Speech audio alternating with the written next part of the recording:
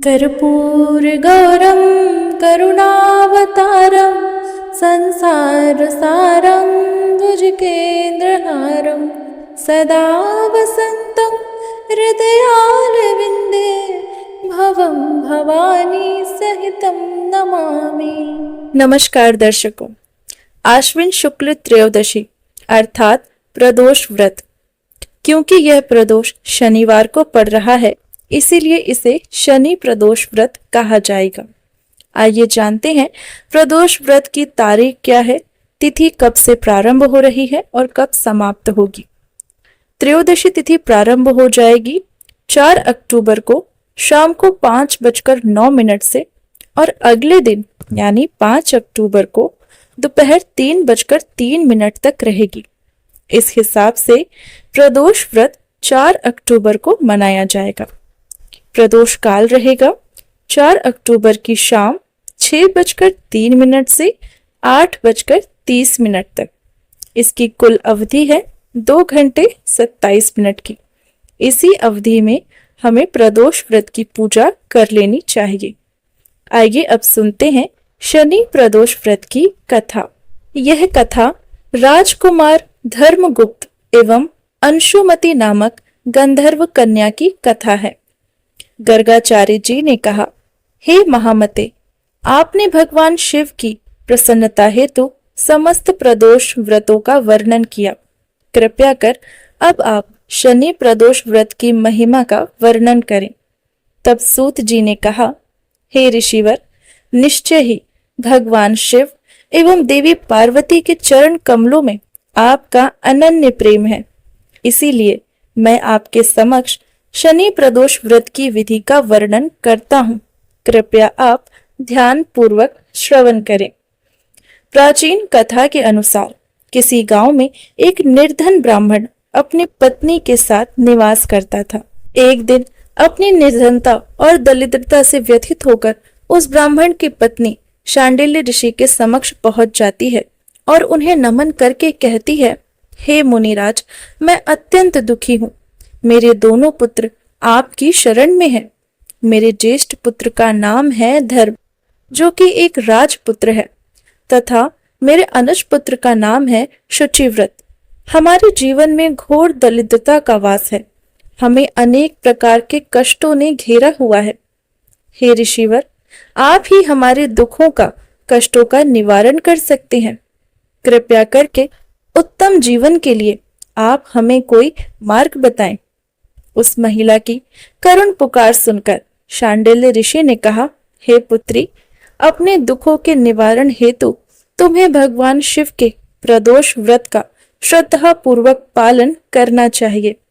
ब्राह्मण पत्नी ने पुत्रों सहित प्रदोष व्रत करने का निश्चय किया। कुछ समय उपरांत प्रदोष का दिन आया। तब तीनों ने व्रत करने का संकल्प ले लिया। एक दिन शुचिव्रत एक तालाब पर स्नान करने गया था। उसे रास्ते में एक सोने से भरा हुआ कलश प्राप्त हुआ। वह उस कलश को लेकर अपने घर आया और माँ से कहा, माँ, देखो, मुझे रास्ते में धन से भरा हुआ ये कलश प्राप्त हुआ है। माता ने धन को देखकर भगवान शिव की महिमा का गुणगान किया। माँ ने राजपुत्र धर्म को बुलाया और कहा, पुत्र, भगवान शिव की कृपा से तुम्हारे अनुज को यह धन मार्ग में प्राप्त हुआ है। इसीलिए इसे प्रभु का प्रसाद समझकर तुम दोनों आधा आधा बांट लो। माता के वचन सुनकर राजपुत्र श्री शिव पार्वती का स्मरण करते हुए बोला, हे माता, यह धन आपके पुत्र का ही है। इस पर मेरा कोई अधिकार नहीं है। भगवान शिव एवं माता पार्वती जब मुझे कुछ देंगे, मैं उसे स्वीकार कर लूंगा। यह कहकर वह राजपुत्र नित्य की भांति भगवान शिव की पूजा में लीन हो गया। एक दिन दोनों भाई प्रदेश में भ्रमण कर रहे थे।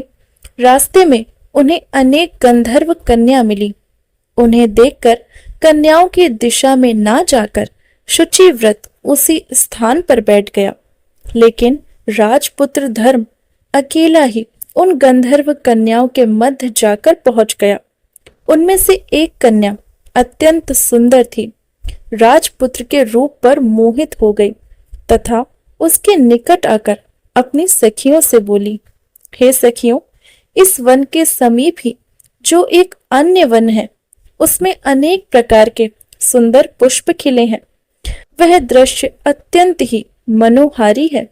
तुम सभी उसकी शोभा का आनंद लेकर आओ।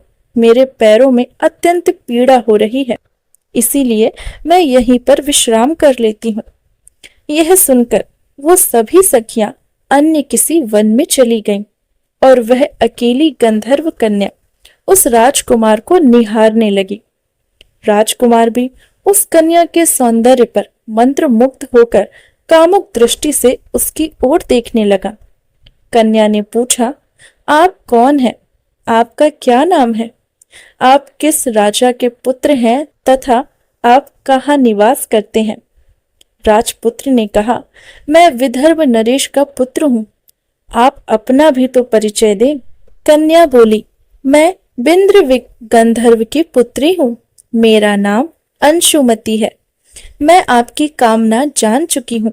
आपका मन मयूर मेरे ऊपर मोहित हो चुका है। विधाता ने भी हम दोनों के मिलन का विधान रचा है। इतना कहते हुए उस गंधर्व कन्या ने अपना मोतियों का हार राजकुमार को पहना दिया। राजकुमार सकुचाते हुए बोला, मुझे आपका यह प्रेम प्रस्ताव स्वीकार है, लेकिन मैं अत्यंत निर्धनता में जीवन निर्वाह कर रहा हूँ। इतना सुनते ही उस कन्या ने कहा, आप निश्चिंत रहें, मुझे आपकी समस्या का समाधान ज्ञात है। आप अभी घर लौट जाएं। शीघ्र ही आपके कष्टों का अंत होने वाला है। यह कहते हुए वह कन्या अपनी सखियों के समीप चली गई। इसके बाद राजकुमार भी अपने घर गया तथा उसने यह सारी बातें अपने भाई शुचिव्रत को भी बताई। इस घटनाक्रम के तीसरे दिन राजपुत्र धर्म अपने भ्राता शुचिव्रत सहित उसी वन में पुनः पहुंचा। कुछ समय के बाद वहां पर गंधर्वराज अपनी कन्या को लेकर पधारे। गंधर्वराज ने बोला, मैं भगवान शिव के दर्शन हेतु कैलाश पर्वत पर गया था। शिव जी ने मुझे बताया, हे गंधर्वराज, धर्मगुप्त नाम का एक राजपुत्र है जो वर्तमान में घोर दरिद्रता एवं निर्धन हो चुका है। उसके शत्रुओं ने उसे राज्य से निष्कासित कर दिया है। वह मेरा अनन्य भक्त है। तुम पुनः राज्य प्राप्त करने में उसकी सहायता करो। इसीलिए भोलेनाथ की आज्ञा से मैं यहाँ पर उपस्थित हुआ हूँ तथा मैं अपनी कन्या को भी लाया हूँ। यह आपसे विवाह की इच्छुक है। आप इसे स्वीकार करें। मैं आपको पुनः राज सिंहासन पर प्रतिष्ठित होने में आपकी सहायता करूंगा। इसके बाद राजकुमार धर्मगुप्त ने उस गंधर्व कन्या से विवाह कर लिया। गंधर्वराज ने अपनी कन्या के विवाह में अमूल्य धन संपदा आदि प्रदान करी, जिसे प्राप्त कर राजकुमार धर्म अति प्रसन्न हुआ। इसके बाद अपने ससुर की सहायता से उसने अपना राज्य पुनः प्राप्त कर लिया तथा वह सुखपूर्वक शासन करते हुए उत्तम जीवन को व्यतीत करने लगा। इस प्रकार भगवान शिव की कृपा से उस ब्राह्मणी ने अपने दोनों पुत्रों का जीवन धन्य धान्य से भर गया और सुख समृद्धि से परिपूर्ण हो गया। इत श्री शनि प्रदोष व्रत कथा संपूर्ण। तो ये थी शनि प्रदोष व्रत की कथा। भगवान भोले शंकर, माता पार्वती आप सभी की मनोकामनाओं को पूरा करें, ऐसी हम कामना करते हैं।